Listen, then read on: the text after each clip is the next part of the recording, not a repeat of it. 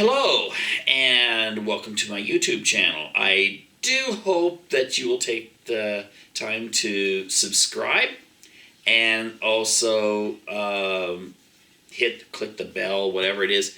That means you'll be able to be notified when new videos come out. And many are going to come out here shortly. Anyway, my name is Michael Cross. I've instructed international economics for quite some time, and what I'd like to do is just give a brief summary of what the fourth industrial revolution is all about, because this is a phrase that gets all over the internet, but a lot of people don't understand exactly what it means. And a lot of the people that have a considerable amount of control in society today use this phrase, and the images it conveys for them may be different than what it conveys for the average person. So let's just go ahead and begin with a brief summation of the other industrial revolutions, because we've had 1, 2, 3, and 4 of them. The first industrial revolution was basically when we just started using such things as steam in order to increase our productivity. This helped us to make machines. We had rudimentary trains. It helped us with transportation. Actually, the interesting thing is it actually was one of the big things that affected our DNA, because people used to just live in the same small communities and they would just intermarry with the same people for hundreds and hundreds of years. The advent of steam and the start of factories meant that people moved away from villages and started intermingling with people from the same territory, but different communities. But the one thing I want to say, though, is even though it magnified our ability to have a better life, it magnified our ability to produce things. We didn't just have, a person might own a mirror or something, and that was something special, because not very many people had a mirror. Well, when you got when you started getting some more production, where people started making things like in an assembly line, and they were able to use steam to increase the amount of power to magnify our ability to do things, that meant people had more stuff, and we actually had the advent of consumerism, the very beginnings of it, which has good and bad connotations, but I'll talk about that later. Anyway, the interesting thing is, though, if you had a person from the time period that the first industrial revolution took place, and you try to explain to them the second industrial revolution, that was the one involving more assembly lines, electricity, being able to light the streets, being able to have 24-hour shifts at a factory, really being able to really increase our productivity. That person from the first industrial revolution would not be able to comprehend exactly what was going on. It would, I guess in a sense, it would sound almost like a science fiction presentation to them, because it'd be so different from them. And this is a very important concept, because I'm going to come back to that very shortly. Now, the third industrial revolution, the second I've already explained, more mass production, electricity, having electrical grids set up, and the change of the infrastructure based on this, being able to use the steam engines in a more efficient way. You start getting, the advent of electrical transportation and so forth. Actually, the interesting thing is electrical transportation came in before gas cars did. Most people don't realize that. But anyway, the third industrial revolution is what we're used to, though. It's where we have computers. We have the electricity, and we still use steam. But we have such things as computers, and we connect to one another. That's been a big revolution. First industrial revolution changed our DNA, because you could move, and you met people from other areas, and you married and had children with them. The third industrial revolution, you have connections to people all over the world. I have plenty of family that are married to people that they met online, or were able to keep their relationships going online. We have a connection that we've never had, where you can call someone on your phone, and using various apps, you can do it for free. I remember just 25 years ago where the idea of a long distance phone call, you were like, okay, how much is this going to cost me per minute? Now you do it for free. It's easy.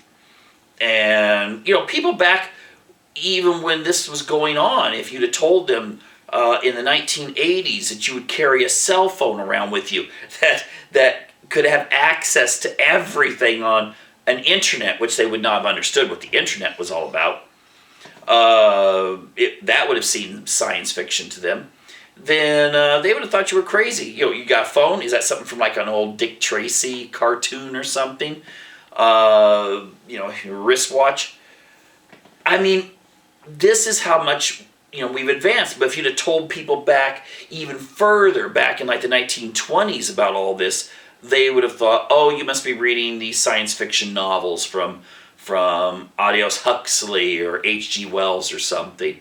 It would not have been easy for them to comprehend. In fact, if you watch a science fiction movie from the 1960s, and you're laughing when they show the computers and they're big and they're bulky and all the little, some of them, printouts coming out and things. And yet, now we're facing a fourth industrial revolution, which will be even bigger than that. Things will change more rapidly. You will have things taking place in 10 years that before in human society took 100 or even 1,000 years to change. This is where we take our tool concept of magnifying human abilities and we start integrating it within the human itself. You'll be able to have sensors. And I'm not talking in the pro or con. I mean, there's a lot of privacy issues that come up with this. But you're going to have sensors inside of you that will relay health information. You will have medicine. Relay it to you like your doctor or whatever deals with us medically. You will have medicine that won't just be like, okay, well, you're a 35-year-old male. No, it'll be specifically for your DNA. This is going to be a big change because medicines react differently with different people according to whether they're male or female, whether they're young or old, whether they're fit or obese. But this will get it down to where DNA will determine how you do things. And speaking of DNA, the fourth industrial revolution is a time period where DNA will just be a template. It'll be something like a blueprint that you can change. This is what's being talked about, where we will, once people get used to it, then we're going to start accepting the idea of modifying DNA. You may be able to modify it for longevity. You may be able to modify it for increased intelligence or adaptability to various environments. We see a change taking place, which I'll talk about in a later video, where men, women, they're not marrying as much right now. And many women are opting for such things as assisted reproduction, where they go in and have sperm donation. They never meet the guy. He might father, children for 6 or 7 women. They never meet. But the thing is this becomes more commonplace, then people are going to start thinking, well, wait, if you have to go to the doctor to get pregnant anyway, why not start the process of genetic modification? And then we get into nanotech. Now that's interesting because just think of the concept of creating robots that you will inject into yourself and they will magnify your abilities. Now that could be longevity, might repair things from the inside out. Some have speculated that you could reprogram a human being from the inside out. Let's say someone wants to who's born male wants to be female or vice versa, you might be able to in the future program this to actually modify them.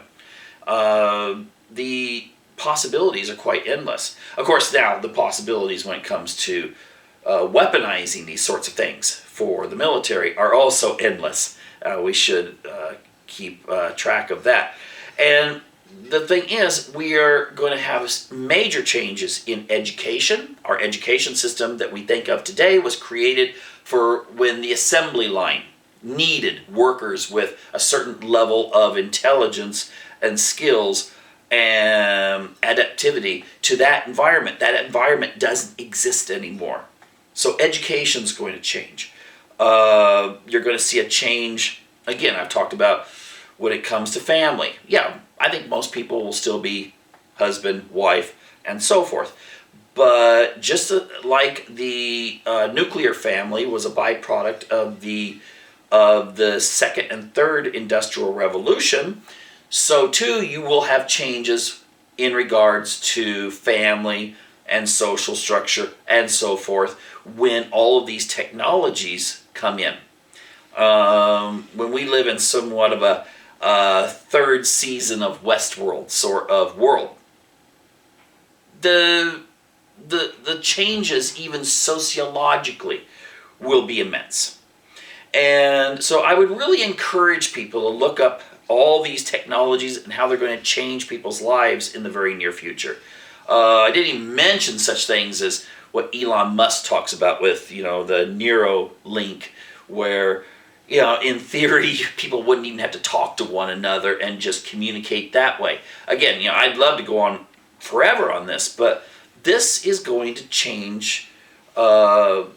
This will change things as much as the third industrial revolution. When we talk about our abilities today with those of someone living in a remote, isolated village in the mountains of Afghanistan, this is that kind of difference, and it's going to be even bigger than that. So please look it up and become more educated in that. Anyway, that's all for now. I'll see you later. Bye now.